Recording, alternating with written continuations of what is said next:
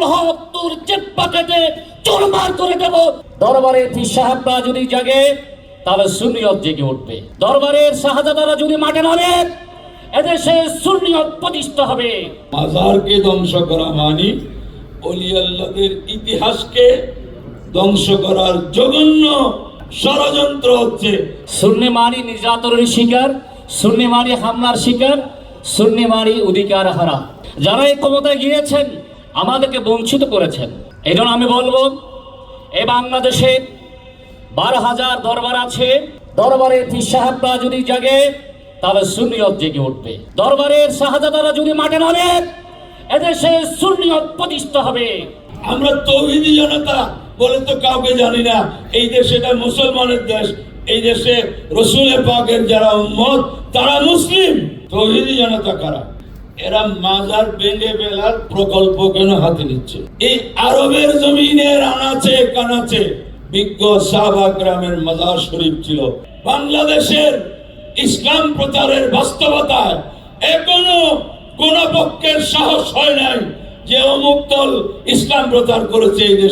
এই দেশে ইসলাম আউলিয়া একরাম প্রচার করেছে। এই ইতিহাসকে শেষ করে দেওয়ার জন্য বাংলাদেশে মাজারগুলো ধ্বংস করার জন্য আমরা বলতে চাই রাষ্ট্রযন্ত্রের ক্ষমতার পরিবর্তনের সাথে মাজার ভাঙার কি সম্পর্ক?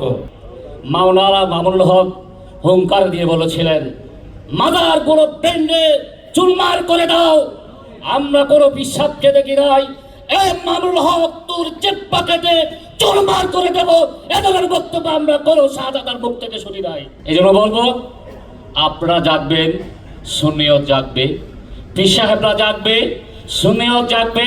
আলেম ওলামারা জাগবে, সুন্নিয়ত প্রতিষ্ঠা হবে। নচেত আমরা এই দেশে সুন্নি বলে আর পরিচয় দিতে পারবো না।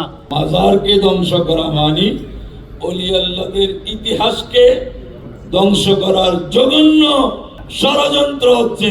ওলি আল্লাহদের অনুসারীরা জেগে উঠে তো বাংলাদেশে এদেরকে কথা না বলে কেউ কোনো সিদ্ধান্ত নিতে পারবে না। আমরা সঠিক পথে আছি কারণ যিনি আল্লাহর ওলির পথে আছে, তিনি শহীদের পথে আছে, তিনি সিদ্দিকের পথে আছে, তিনি নবীর পথে আছে। সেজন্য একমাত্র এই বিশ্বে একটা দল পারবে এই দাবি করতে যে আমরা সঠিক রাস্তায় আছি, সেটা হচ্ছে আহলুস সুন্নাত ওয়াল জামাত।